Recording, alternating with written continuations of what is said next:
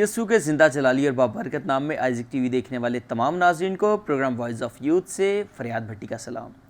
नाज़रीन, आप जानते हैं कि नौजवानों की प्रमोशन के लिए प्रोग्राम वॉइस ऑफ यूथ दिन रात मेहनत करके अपने वो स्टार्स ढूंढता है जो वाकई ही तारीफ़ के काबिल हैं, जो वाकई ही सिताइश के काबिल हैं, जो वाकई ही डिज़र्व करते हैं कि उनको आपसे मिलवाया जाए और उनके लिए दुआ की जाए और उनको अप्रिशिएट किया जाए, ताकि वो अपने अच्छे काम को, जिससे हमारी कम्युनिटी की पहचान बनती है, शान बनती है और हम पहचाने जाते हैं कि पाकिस्तान में मसीही जो हैं वो अब तरक्की की तरफ गामज़न है। चाहे वो डॉक्टर बने, इंजीनियर बने, डॉक्टर बने, पायलट बने, नेवी में जाए, आर्मी में जाए, इसी तरह टूरिज़म के डिपार्टमेंट में भी हमारे लोग जो हैं वो भी इंटरेस्ट ले रहे हैं, हमारे बच्चे इंटरेस्ट ले रहे हैं। तो ऐसा ही एक बच्चा आज हमारे साथ मौजूद है जिसका मैं तारुफ करवाता हूँ।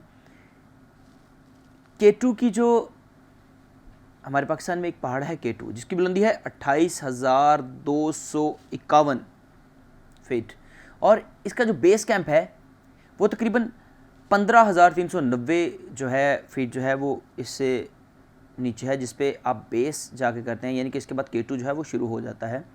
तो इस बच्चे ने सर किया है ये एरिया और इस जगह पे पाकिस्तानी परचम as a Christian first child लहराया है। Guinness book of world record जो जिसमें नाम लिखा जाता है, ये बच्चे का नाम उसमें भी गया है। और आइज़िक टीवी की हमेशा काविश रही है कि उन नौजवानों को, उन हमारे सपूतों को आपसे मिलवाया जाए जो कौम की सरबुलंदी में जिन्होंने अपना हिस्सा डाला है। तो ऐसे ही नौजवान तो नहीं कह सकता, ये एक भी बच्चा है, लेकिन काम इसने नौजवानों से भी बड़ा किया है। तो वेलकम करते हैं वॉइस आपको। वॉइस, कैसे हैं आप? मैं ठीक हूँ। कैसा लग रहा है प्रोग्राम में? मुझे बहुत अच्छा लग रहा है कि मैं वॉइस ऑफ यूथ प्रोग्राम में आया हूँ और मैं इसको देखता भी हूँ और मुझे बहुत अच्छा लगता है। Thank you very much voice, आप हमारी कौम का फ़ख्र हैं और मसीही बच्चे जितने भी आपको अभी देख रहे होंगे वो ज़रूर आपसे इंस्पायर होंगे और वो भी ख्वाहिश दिल में रखेंगे कि वो भी जो मैं समझता हूँ कि जो टूरिज़म की तरफ अपना ध्यान लगाएंगे या ऐसी चीज़ों को अचीव करने के लिए अपना ध्यान लगाएंगे जिनको सोचते हैं कि शायद फ़जूल टाइम ज़ाया करना फ़जूल है। लेकिन आपने 10 साल की उम्र में, आप 10 साल के हैं? हाँ जी। पक्की बात है? जी। तस्वीरों में आप मुझे काफ़ी बड़े लग रहे थे, लेकिन जब मैंने आपको देखा तो आई एम शॉक्ड कि आप 10 साल के हैं और आपने बेस कैंप, क्या बोलते हैं इसको, इस कैंप को? कनकोडिया बेस कैंप K2। कनकोडिया, बड़ा आपको नाम याद है। किसने आपको बताया कि ये कनकोडिया है इसका नाम? मेरे डैडी ने। आपके डैडी ने? आपके डैडी, तो इनके नाज़रीन, इनके डैडी भी मेरे साथ मौजूद हैं, ब्रदर अशरफ पॉल। बड़ा अप्रिशिएट करते हैं ऐसे वालिदैन को जो अपने बच्चों का ध्यान जो है वो उन पॉजिटिव एक्टिविटीज़ की तरफ लगाते हैं, जिनको करने से ना सिर्फ वो खुद तरक्की करते हैं बल्कि उनको कौम का नाम भी रोशन करते हैं। और जब इस तरह के वालिदैन हमारी कम्युनिटी में अपना लोहा मनवाते हैं कि हम अगर चाहें तो बच्चा मुल्क का मेमार भी बन सकता है और देखने वालों के लिए शाहकार भी बन सकता है। तो ऐसे ही वालिद जो है हमारे साथ मौजूद है। तो आशिर भाई, आपको वेलकम करते हैं। थैंक यू वेरी मच आपका, आपने हमें टाइम दिया और आइज़िक टीवी का मैं शुक्रगुजार हूँ कि जिन्होंने हमें मौका दिया है कि हम आपके साथ रूबरू हो सकें। Thank you very much Aashir भाई, आपने टाइम निकाला और आप अमूमन बिज़ी होते हैं और इस बिज़ी स्केड्यूल में इन दिनों में टाइम निकालना, मैं समझता हूँ कि आपकी जो से मैं कहता हूँ कि मोहब्बत है कि जो आपने दिखाई है। तो आशिर भाई, कैसा लगता है कि आप इतने से बच्चे को आप लेके, क्या स्टोरी है, किस तरह ये बच्चा जो है ये K2 के बेस कैंप तक गया? लोगों ने इस खबर को वायरल इस तरह किया कि K2 सर किया। तो मैं K2 सर जब मैंने सोचा, देखा और पढ़ा, तो मैंने कहा यार K2 सर बच्चा मुश्किल है लेकिन हो भी सकता है। लेकिन मैं बड़ा अप्रिशिएट करता हूँ कि फिर भी ये जहाँ तक भी गया, ये यहाँ तक आज तक कोई बच्चा नहीं गया। तो क्या स्टोरी है इसके पीछे? पहले तो ये मैं वादा कर दूं कि ये K2 को सर नहीं किया, कंकोडिया बेस कैंप K2 का बेस कैंप है, वहाँ तक ट्रैक किया है। यानी इससे आगे K2 शुरू आगे जो है, जो जिन्होंने सर करना होता है वो इससे आगे ऊपर जाते हैं सबमिट करने के लिए। जी जी। तो स्टोरी इस तरह से है कि चूँकि मेरा ताल्लुक जो है वो टूरिज़म से है, मेरा अपना मतलब एक कंपनी है टूरिज़म के की संधू टूर्स के नाम से। जी जी। तो 2000 में मैंने एक्चुअली इस काम को स्टार्ट किया। 2018 में 2018 यानी कि 2 साल पहले। जी, 2 साल पहले। तो मैंने आगाज़ भी इन्हीं को ट्रिप पे मैं लेके गया। तो तब से शौक बढ़ गया, तो फिर इसको बिज़नेस बना लिया। तो तभी मैंने गवर्नमेंट ऑफ पाकिस्तान रजिस्टर्ड भी से करवाया और फिर मैंने उस बिज़नेस को ही आगे बढ़ाया। अब इस साल तो टूरिज़्म हो नहीं सकता था कोरोना की वजह से, तो मैंने और मेरी मैनेजर ने सोचा कि हमने अगले साल ट्रिप देने हैं K2 के। तो जब तक हम किसी चीज़ को पहले से एक्सप्लोर नहीं कर लेते हम ट्रिप नहीं देते हैं। बिल्कुल ठीक। तो ऑफिशियली हमें ये ट्रिप करना यानी था। कि आप पहले खुद जाकर उस जगह को विजिट करते हैं, उसको देखते हैं, पूरा एक्सप्लोर करते हैं और उसके लिए हम हर चीज़ को मैनेज करके आते हैं ताकि हमारी क्लाइंट को मुश्किल ना हो, कोई परेशानी ना हो, हम हो ना हो, हमारा गाइड हमारा उनके साथ हो तो भी उनको परेशानी ना हो। यानी कि ये बच्चा अकेला नहीं गया, आप इसके साथ थे? जी बिल्कुल गए, ये एक्चुअली ऑफिशियल टूर था जी। तो चूंकि गर्मियों की छुट्टियों में 2018 और 19 में भी ये छुट्टियों में मेरे साथ ही होता था जी जी। तो ये भी ट्रैकर है, छोटी इसकी जो बहन है वो भी ट्रैकर है। तो जब इससे पता चला, कितने साल की है जी? वो 6 साल की है। तो वो भी ट्रैकर है, यानी कि आप बच्चों को अभी छोटे हैं तो आपको ये फील नहीं होता था कि ये जब ये खुद से कर रहे हैं तो अब बंदा क्या करे वहाँ पे? ठीक, यानी कि देखें कि जब वो खुद कहते हैं कि हमने खुद पहाड़ चढ़ना है, हमें वो कहते ही नहीं है कि हमें उठाएं, तो वहाँ पे आप तो पहाड़ चढ़ते हुए अगर बच्चे नहीं कहते कि उठाएं तो ये हमारे लिए तो बहुत अच्छी बात है। डर नहीं लगा था आपको? काफ़ी यंग, यानी काफ़ी आप छोटे हो, भी किड हो, तो आपको डर नहीं लगा वहाँ पे? डर तो लगता था पर खुदा साथ था तो बस खुदा पे भरोसा था। बस खुदा पे भरोसा। आपकी मामा ने मना नहीं किया आपको? मामा ने पहले मना किया पर उसके बाद जब डैडी ने उनको बताया कि ये वर्ल्ड रिकॉर्ड बनेगा, अगर ये जाता है तो अपने मुल्क पाकिस्तान का नाम रोशन होगा, तो वो उन्होंने थोड़ी देर सोच के तो उन्होंने परमिशन दे दी मुझे जाने की। Praise God. और आपने बिल्कुल ठान लिया कि आपने जाना है? हाँ जी।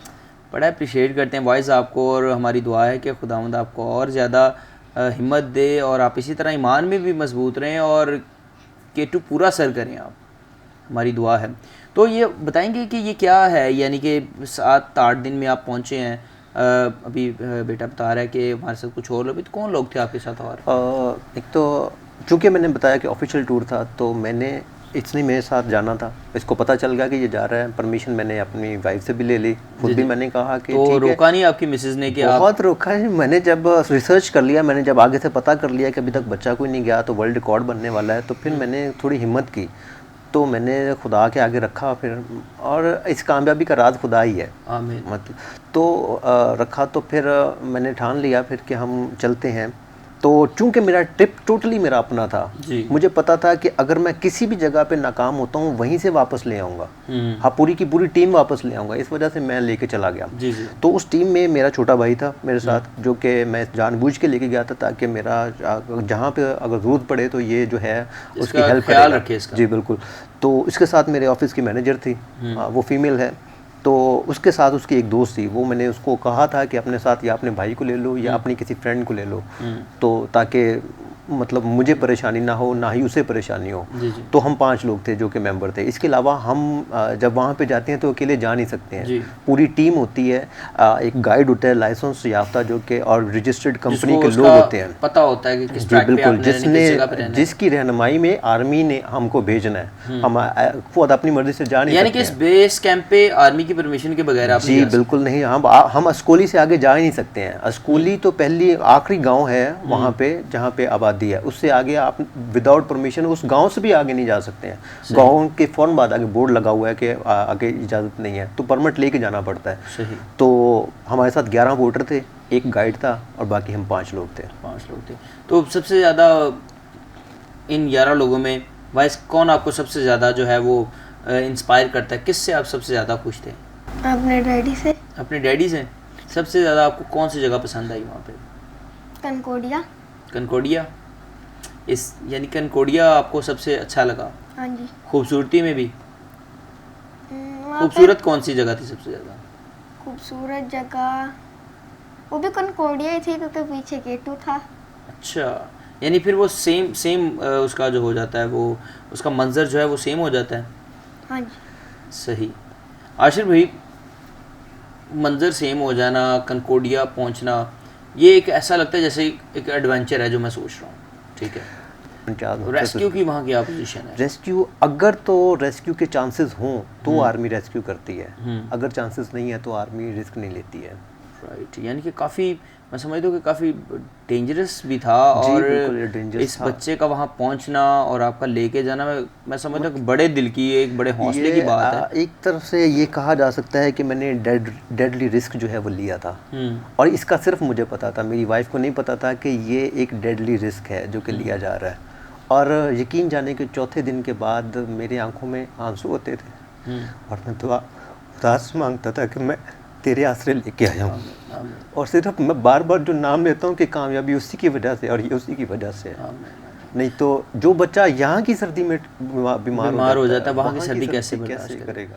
देखें, आप जब इरादा कर लेते हैं और खुदावंद आपके साथ होता है, तो आशिर भाई, खुदावंद हमारा जो है वो नामुमकिनात का खुदा है, और मैं समझता हूँ, और उसने करके दिखाया उसने। तो जैसे कि वाइज ने वहाँ पे सर किया, तो वाइज जब आपने सर कर लिया था तो फिर कैसा लग रहा था वहाँ पे जब आप पहुँच गए थे? मुझे बहुत खुशी थी कि मैंने देखा कि पाकिस्तान का परचम भी पकड़ा हुआ था, तो फिर आप उसके बाद आप बता रहे थे कि मैं कनकोडिया आ गया हूँ, तो कनकोडिया फिर पहुँच के तो फिर खुशी की तो इंतहा नहीं हुई होगी, ऐसे ही है जी? क्या फील हो रहा था उस वक्त कि क्या किया आपने? मुझे बहुत फील हो रहा था कि मैंने वर्ल्ड रिकॉर्ड बनाया है और अपने मुल्क पाकिस्तान का नाम रोशन किया। Praise God.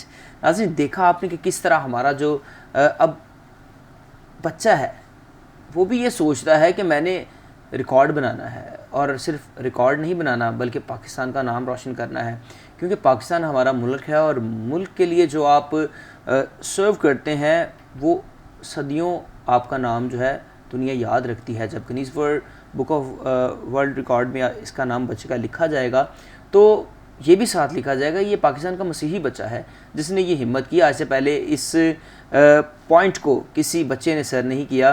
तो नाज़रीन, यहाँ पे हम लेंगे एक छोटा सा ब्रेक, मिलते हैं ब्रेक के बाद।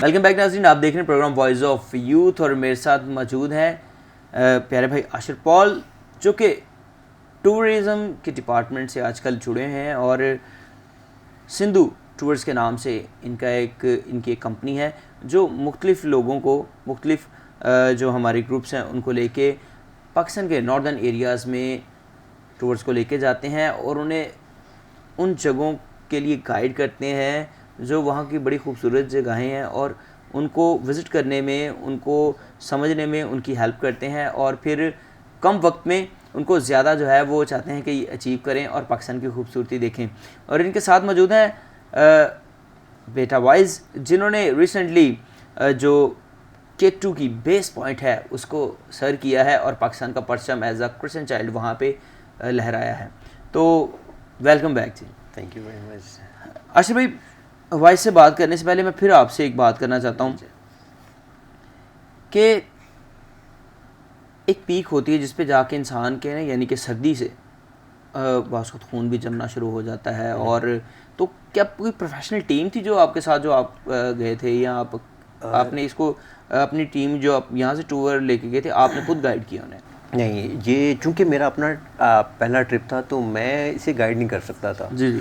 तो वहाँ पे जाके, और एक तो ये है कि FIU सेक्शन आर्मी का एक अदारा है जो कि परमिशन देता है, और परमिशन उनको मिलती है जिनके पास लाइसेंस है, जो कि लाइसेंस गाइड का एक लाइसेंस मिलता है गवर्नमेंट की तरफ से, जिनके पास वो लाइसेंस है, और जो कंपनी रजिस्टर्ड है जी, मतलब वहाँ से इस स्पेशल टूर के लिए, यानी कि ये जो कनकोडिया बेस कैंप है, इससे आगे इसकी बात मैं कर रहा हूँ जी।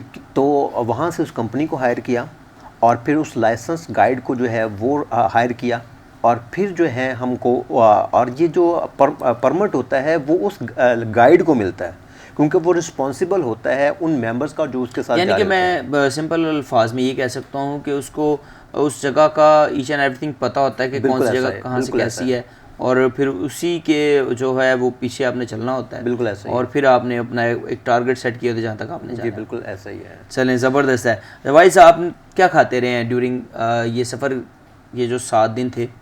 क्या आपने ज़्यादा वहाँ पे क्या खाया? खाने पीने का कैसा था आपका सिलसिला वहाँ पे? खाने पीने का तो राशन सारा साथ लेके गए थे। वो किस तरह लेके गए थे? वो क्योंकि हमारे साथ पोर्टर्स थे ना, अच्छा। तो वो पोर्टर्स वो कैरी करते थे हम्म। और वो लेके जाते थे हमारे साथ। अच्छा, तो वहाँ पे खुद कुकिंग भी की, कोई बैठ के बनाया कुछ? हाँ, वहाँ पे साथ एक कुक हमने हायर किया था और वो कुक हमारे साथ गया था। आपकी फेवरेट कौन सी चीज़ बनाते थे? मेरी फेवरेट तो सभी थी, क्योंकि वहाँ पे थक बोल जाते थे। अच्छा, जो भी मिलता था खा लेते थे उस वक्त, सभी फेवरेट थी? हाँ जी। ज़बरदस्त है। यानी कि ये कह सकते हैं कि अगर आपने ट्रैकिंग करनी है तो फिर आपको सब कुछ खाना पड़ेगा। जी। सही है। तो कितना टाइम खाते थे? 2 टाइम। अमूमन तो 3 टाइम लोग खाते हैं, तो 2 टाइम क्यों? क्योंकि उधर दोपहर का जो वक्त होता है वो सारा तो ट्रैकिंग में गुजर जाता है, वो उसकी वजह से दोपहर का खाना नहीं मिलता है।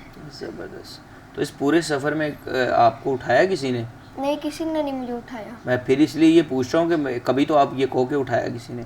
यानी कि आशिफ भाई, इसने यानी ट्रैक खुद ही इसने चल के, ये कितने किलोमीटर था?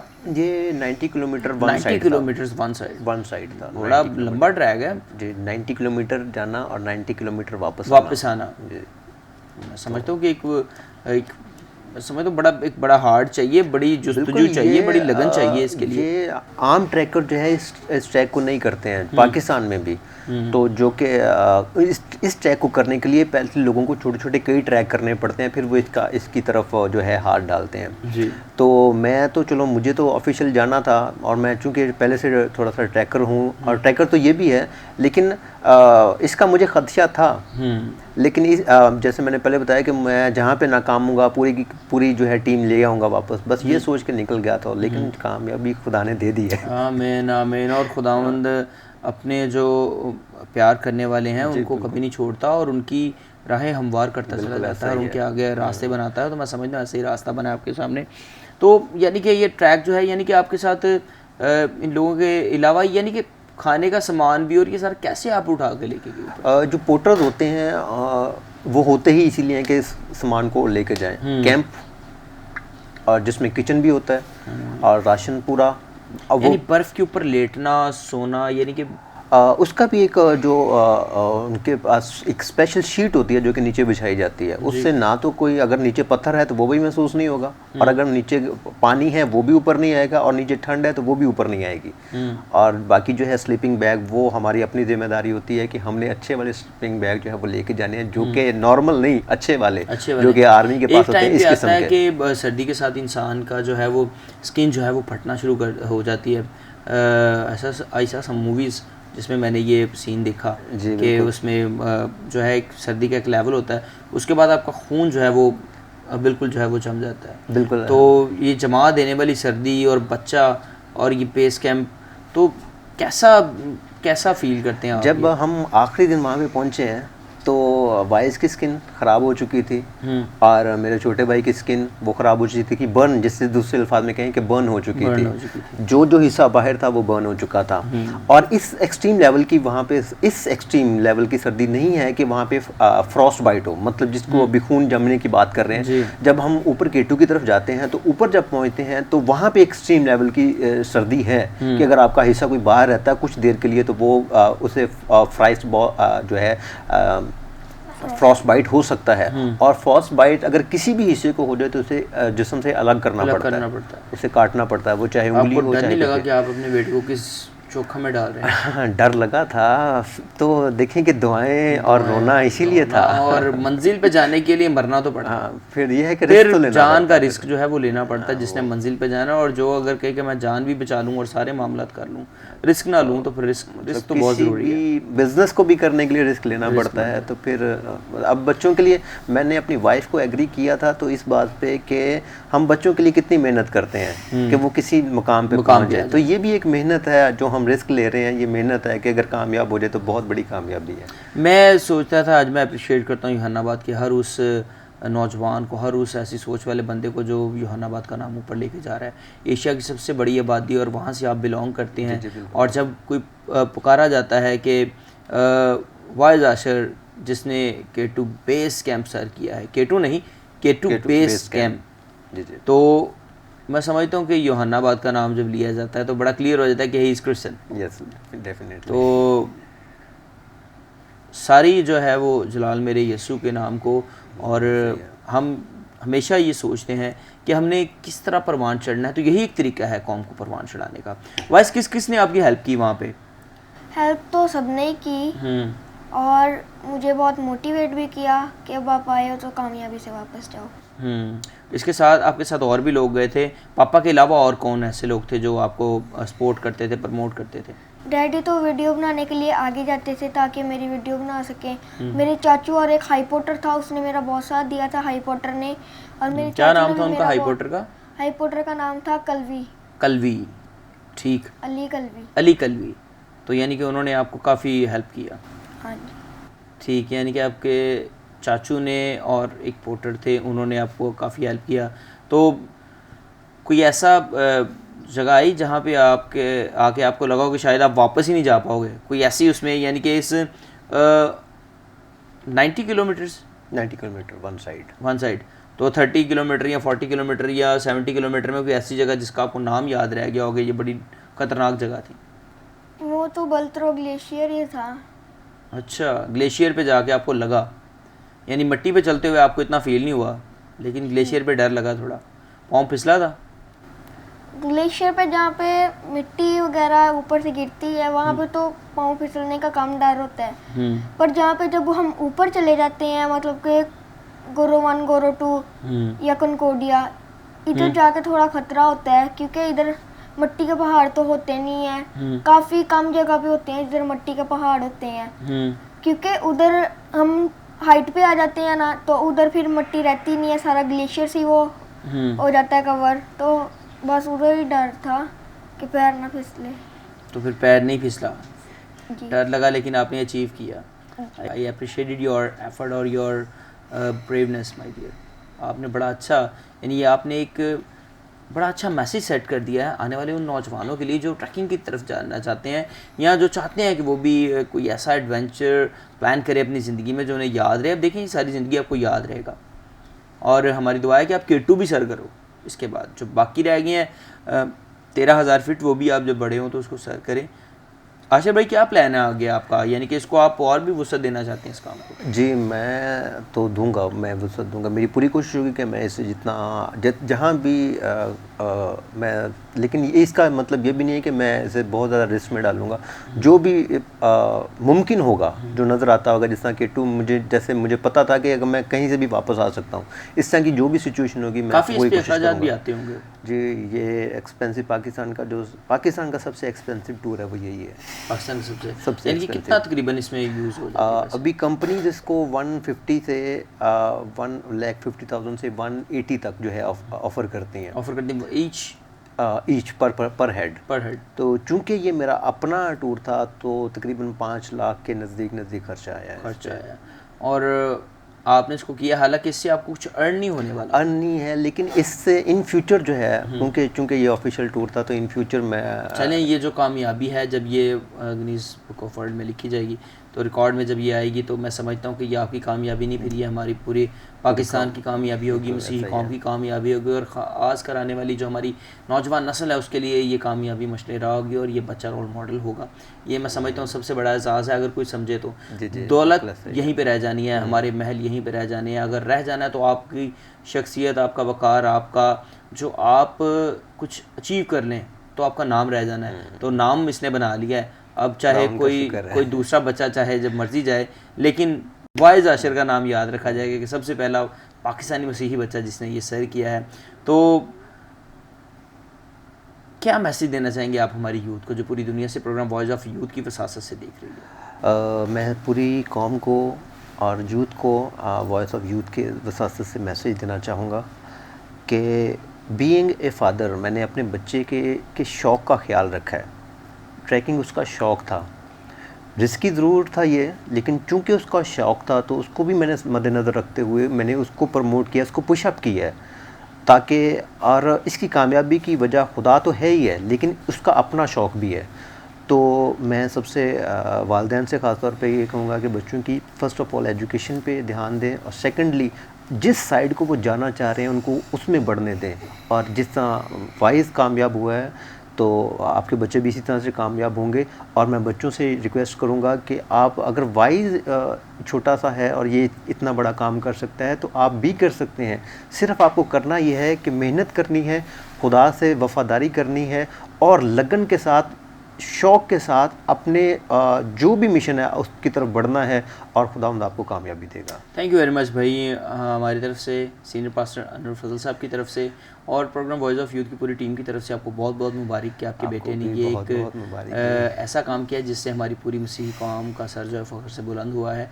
और हमारी दुआ है कि ये दुनिया की इंतहा तक ये ऐसे ही एडवेंचर्स करे और एक वक्त आए कि जब इसका नाम लिया जाए तो वो सुनहरी हरूफ में नाम लिया जाए। थैंक यू वेरी मच जी। वाइस, तो क्या मैसेज देना चाहेंगे आप हमारे नौजवानों को? मैं ये मैसेज देना चाहूँगा पूरे पाकिस्तानी बच्चों को कि मैंने तो ट्रैकिंग करके वर्ल्ड रिकॉर्ड बनाया, आपसे अगर ट्रैकिंग नहीं होती तो ट्रैकिंग आप ना करें, क्योंकि इससे आपकी सेहत को भी कुछ हो सकता है। तो आप ना जो आपका पैशन है आप उसको ट्रेन करें और उसका आप वर्ल्ड रिकॉर्ड बनाएं और अपने मुल्क पाकिस्तान का नाम रोशन करें।